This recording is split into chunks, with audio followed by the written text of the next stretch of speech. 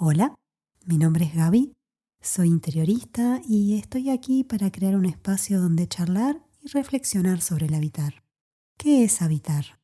¿Cómo habitamos? ¿Cómo nos habitamos?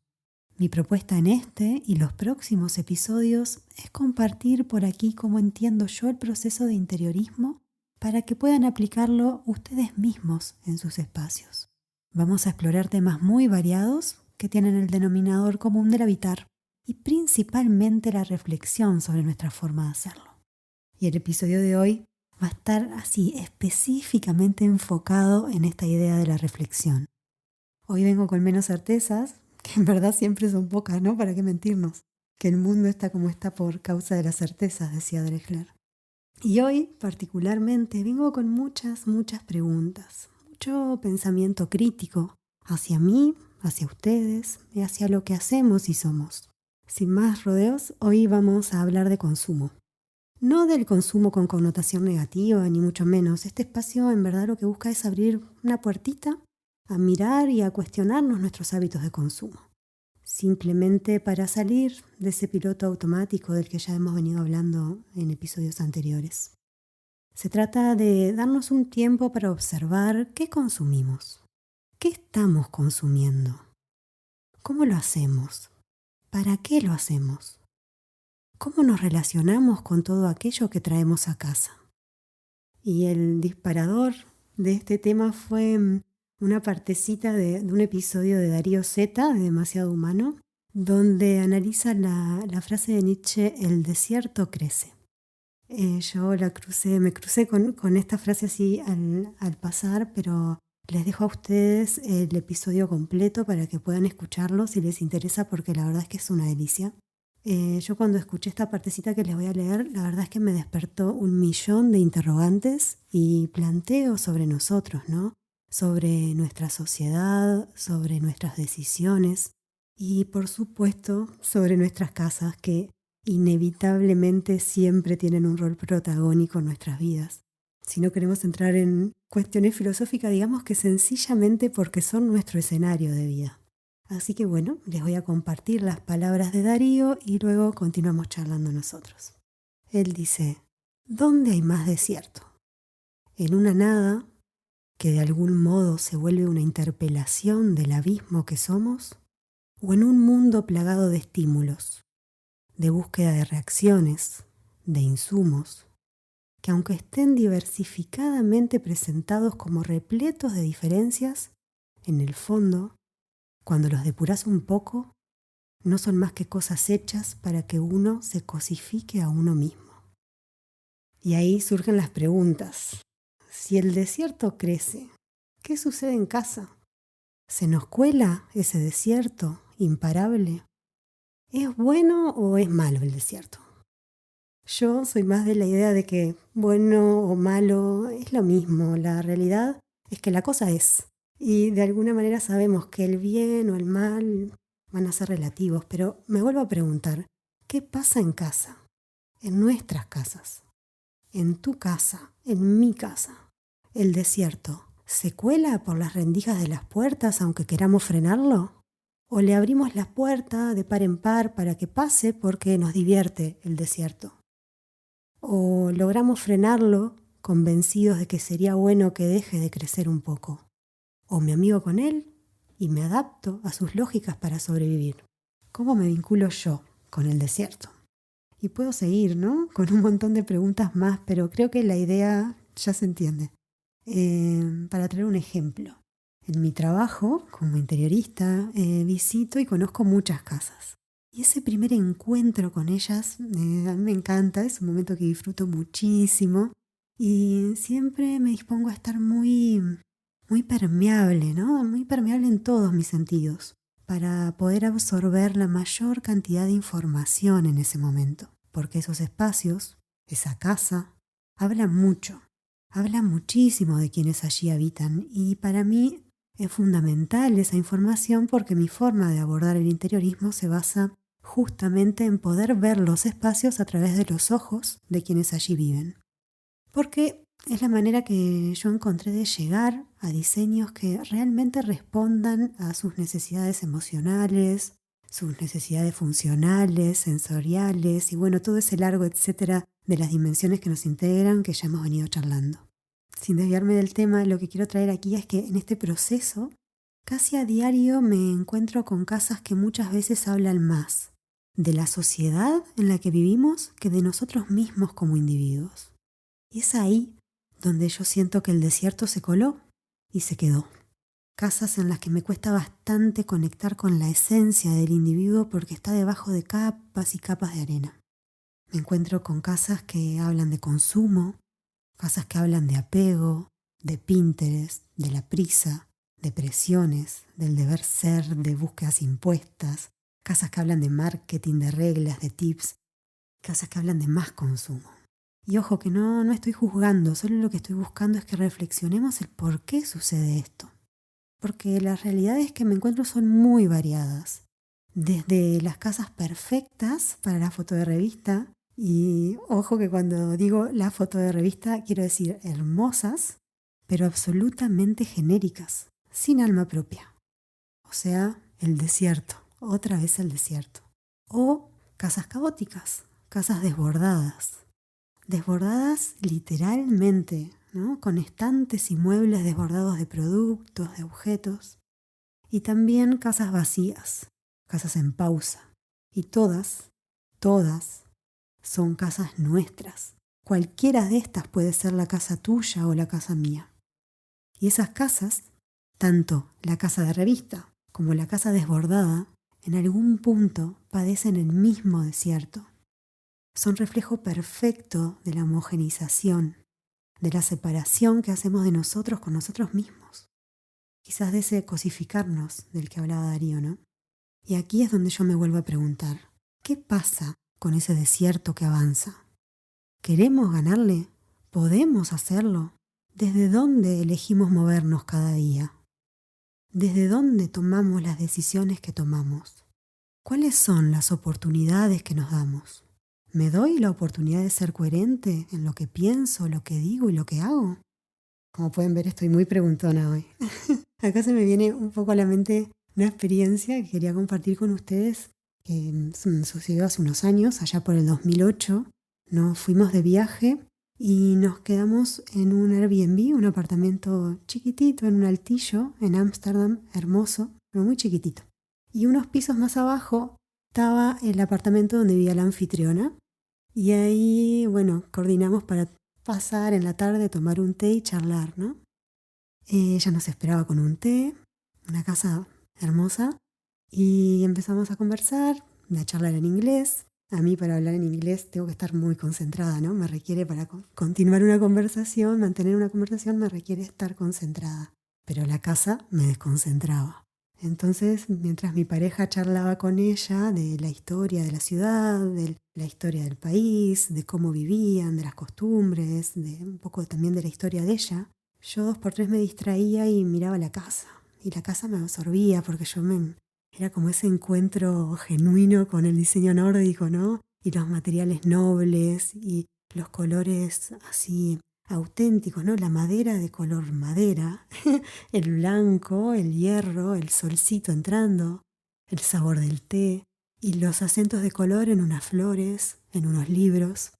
Yo me dejaba como maravillar por la casa y 2 por 3 volvía a la conversación, en lo que podía reenganchar, ¿no? Porque me perdía en la concentración del inglés. Bueno, cuando salimos de ahí y empezamos a charlar con mi pareja, los dos habíamos percibido lo mismo, ¿no? Él había estado charlando con la anfitriona, yo había estado charlando con la casa y los dos salimos con las mismas sensaciones. Yo ahí quedé maravillada con esa coherencia, ¿no? Con esa autenticidad que ella había logrado. Y me quedé preguntando cómo se pierde esto, cómo muchas veces lo perdemos por ese bombardeo constante, quizás por ese desierto del que somos parte. Eileen Gray, una diseñadora y arquitecta de principios del siglo XX, precursora del movimiento moderno, que el movimiento moderno es ese en el que la mayoría de nuestros gustos aprendidos se basan, ¿no? Y ella tiene una frase que a mí me encanta utilizar que dice: una casa no es una máquina para vivir. Una casa es la caparazón del ser humano, su extensión, su liberación, su emanación espiritual. Y acá me pregunto una vez más, ¿no? En ese cosificarnos, ¿hay manera de ser libres? ¿Hay manera de alcanzar esa liberación? ¿Hay manera de contactar con lo sagrado que soy si en mis espacios más íntimos estoy dejando entrar patrones impuestos desde afuera? ¿O en verdad son patrones que me impongo yo mismo? Y en cualquiera de los dos casos, ¿por qué lo hago? ¿Por qué me permito que suceda? ¿Por qué es más fácil copiar ideas de Pinterest o comprar cuanto veo que darme el tiempo para sentir lo que yo necesito en este momento? ¿Cuál es la prisa? ¿Qué es eso que estoy evadiendo? Otra frase de cabecera de Eileen Gray, o de estas que a mí me gusta usar como frase de cabecera, es una que dice: para crear, uno antes debe cuestionarlo todo. Y a mí me encanta porque podemos tomar ese crear en un sentido muy amplio, ¿no? El crear desde el diseño de un mueble o una casa, pero también estamos creando nuestro entorno en cada decisión que vamos tomando en nuestras formas de vivir. Y ella nos está invitando a cuestionarlo todo, constantemente, a salir de ese modo automático del que hablábamos y entender de qué se trata la cosa antes de actuar. Y bueno, ¿cómo podemos llevar esto a nuestro día a día, ¿no? Cuando vamos a abordar las intervenciones en nuestros espacios? Para mí lo primero siempre es observar, y ya lo hemos hablado antes, ¿no? Pero observar en silencio, observar con los sentidos permeables, escuchando con el cuerpo, ¿no? Un poco volver a aquel ejercicio del stop, look, go y empezar a observar sin juzgar, solo para comprender las dinámicas que se dan en ese espacio que estamos abordando. Y a partir de esa observación es que voy a empezar a identificar las situaciones a resolver. Y antes de salir a comprar algo para solucionarlo, ¿no? Ese solucionarlo entre comillas, voy a agregar un paso en el medio y es dedicar un tiempo para cuestionarlo todo, como nos dice Eileen Gray. Cuestionarnos para conocernos, para ver alternativas. Y una de las alternativas, por ejemplo, para aquella casa desbordada de la que hablábamos, puede ser empezar a depurar, a sacar o empezar a ver cuáles son aquellas cosas que sobran y que puedo sacar.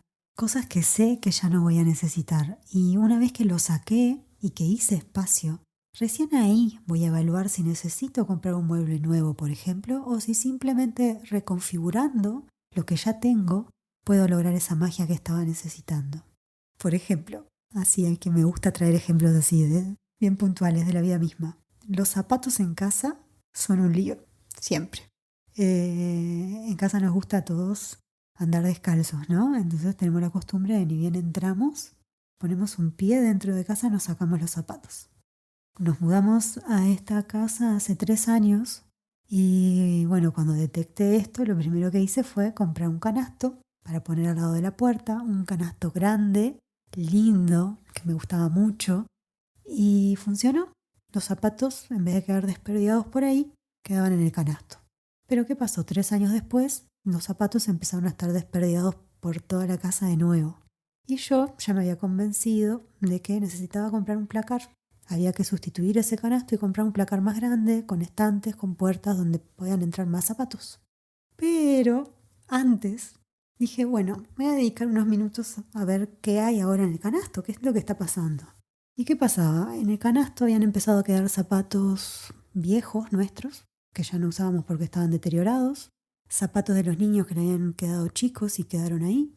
Y la solución fue muy fácil. Simplemente regalamos zapatos que habían quedado chicos, nos deshicimos de zapatos que estaban estropeados y volvió el espacio y ya no hay más zapatos desperdigados por la casa. Entonces no fue necesario comprar nada. Ahora, el escenario podría haber sido otro, también podría haber sido, bueno, que el canasto quedó chico porque los pies de mis hijos crecieron, los zapatos ya son más grandes, ya no entran en el canasto y bueno, ahí sí, la solución podía ser comprar un mueble nuevo. Pero recién ahí tomo la decisión, luego de haber hecho el ejercicio de reflexionar sobre la necesidad real y después de buscar un mueble que esté dentro de mi presupuesto y que realmente me enamore además, ¿no? Es cuestión de estar comprando por comprar para salir del paso. Recién ahí voy a tomar acción para comprar o diseñar, también puede ser una opción, ese nuevo elemento que sumo a mi casa. Porque aquí hay otra cuestión que es muy interesante traer a la conversación, que es el hecho de que Es muy, muy fácil incorporar cosas nuevas a la casa. Es muy fácil ir, comprar algo y traerlo. Es más, ni siquiera tenemos que ir, ¿no? A un clic podemos comprar cualquier mueble o cualquier cosa que entre a casa. Pero sin embargo, es muy, muy tremendamente difícil deshacernos de lo que nos sobra. Porque tenemos que trabajar en cuestiones de desapego, cuestiones de deber ser, en cuestiones de conciencia ambiental y no sé, un largo etcétera, ¿no? Pero cuánto nos cuesta sacar, ¿no? Prestarle atención a con qué facilidad entran y con qué dificultad salen las cosas de casa, pero la casa sigue siendo la misma, su capacidad es finita. Y ojo que no quiero que se interprete mal, porque yo adoro comprar cosas, pero hacerlo desde la conciencia, ¿no? Desde la decisión genuina de que yo sé que necesito esto que estoy comprando. Y no que solo fue una necesidad creada porque, no sé, sumé la imagen linda que vi en Pinterest con una cuestión que creo que tengo que solucionar y ya ahí encontré la excusa perfecta para comprar hoy una cosa y mañana otra y así cuando quiero acordar está mi casa llena de cosas que en fin de cuentas no me representan y que además están repletas de otras cosas que ni siquiera utilizo, ¿no? ¿Cuántas veces nos vemos envueltos en esta situación? Y acá, ahora mientras les decía esto estaba pensando, voy a hacer un paréntesis que no tiene mucho que ver pero tiene, que es pedirles, es casi como pedirles un favor, que es no regalen cosas para la casa. A ese amigo que querés mucho o a ese familiar que querés mucho y que se te ocurre que tal cosa le puede gustar, no se la regales. A no ser que te lo haya pedido específicamente, mi consejo es no hacerlo. Y esto viene porque no saben la cantidad de veces que me encuentro con la situación de que hay cosas que las personas desearían no ver más en su casa, porque no tienen que ver con ellos, o la forma, o el color, o lo que significan, pero que las mantienen ahí porque se sienten en el compromiso, como una especie de lealtad hacia la persona que hizo el regalo, ¿no? Y además es increíble porque el malestar es doble. Primero porque no le gusta y está conviviendo ahí a diario con algo que no le gusta. Y además porque genera esta situación como de falta de sinceridad y de incomodidad con la otra persona. Así que por fin, mi consejo así, esos consejos que nadie me pidió, pero es no hagan regalos de objetos decorativos para la casa. A no ser que, bueno, se lo pidan específicamente.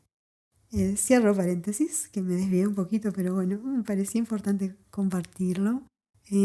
Antes de terminar, quiero hacer dos comentarios. El primero es que, bueno, vimos el ejemplo de cómo podríamos llegar a actuar ante aquella casa desbordada, ¿no?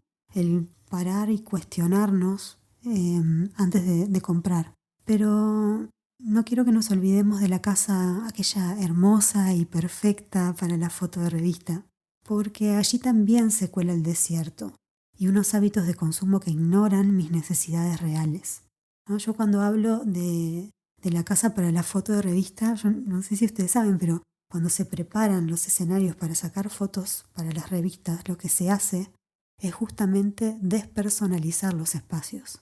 ¿Para qué? Para que cualquier persona que vea la foto pueda proyectarse viviendo ahí. Pero son espacios, si los observamos, absolutamente despersonalizados. Y es justamente lo contrario que queremos generar en nuestras casas. Nuestras casas son lo que somos nosotros. No puede ser un lugar despersonalizado. Entonces, acá mi sugerencia es la misma, ¿no? Es siempre detenernos a observar, ¿no? Y cuestionarnos todo. Animarnos a ir hacia adentro, hacia lo que yo soy realmente, a lo que yo realmente quiero y no hacia lo que la sociedad o mi entorno más próximo me exige. Animarme a mimarme, a animarme a reconciliarme con mi yo más auténtico, a intentar por lo menos reconocerlo o empezar a reconocerlo y darle permiso de ser. Fundamentalmente darle permiso de ser, que eso quiere decir que hace experimentar porque cuando estamos debajo de muchos años de capas y capas es difícil a veces reencontrarnos. Pero empezar a darnos el permiso de experimentar. O sea, si no puedo experimentar en mi propia casa, ¿dónde, no?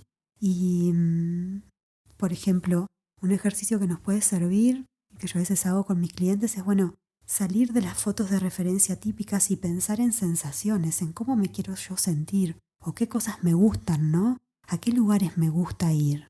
¿Cómo me siento en esos lugares? ¿Me gustaría sentirme así en casa? Y ahí empezar a traer elementos, ¿no? Que me hagan sentir así. Y aquí les quiero compartir una última reflexión que a mí es la que me trae optimismo con todo esto que veníamos hablando, que es una frase también de Darío Zeta que menciona en el mismo episodio del desierto crece, planteando esto de si el desierto es bueno o es malo y qué somos nosotros en él, ¿no? Y él nos dice que también hay vida en el desierto. Y no solo hay vida, sino que además puede ser increíblemente maravillosa, gracias a las propias lógicas de ese desierto. En sus palabras, él dice, cuando uno agudiza la mirada entre la arena, entre la mismidad de lo mismo, aferrado a un suelo que casi ni podemos descubrir entre la arena que lo tapa, nos encontramos, arraigada fuertemente a ese suelo difuso, con un verde, con un musgo, con un cactus, con una planta. Y aquí es donde nosotros podemos elegir, ¿no? Porque siempre tenemos la posibilidad de elegir qué somos, qué seremos, arena o cactus, lo homogéneo o lo particular. Como decía Viktor Frankl, y con esto termino, el hombre no está completamente condicionado o determinado. Al contrario, él decide si cede ante las circunstancias o se enfrenta a ellas. En otras palabras, el hombre se determina a sí mismo.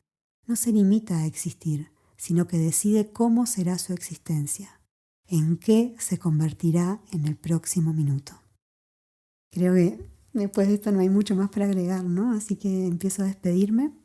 Como siempre, dejándoles hecha la invitación para reencontrarnos dentro de 15 días para seguir charlando sobre nuestros espacios y sobre nuestras posibilidades de desarrollarnos a través de ellos. Recuerden también que les dejo por acá el link al Instagram del estudio para que podamos comunicarnos por allí y continuar el intercambio, porque realmente me encanta conocer sus opiniones sobre estos temas, ¿no? Qué piensan, cómo lo sienten, cómo lo viven. Así que bueno, muchísimas gracias por compartir este ratito conmigo y nos reencontramos en 15 días.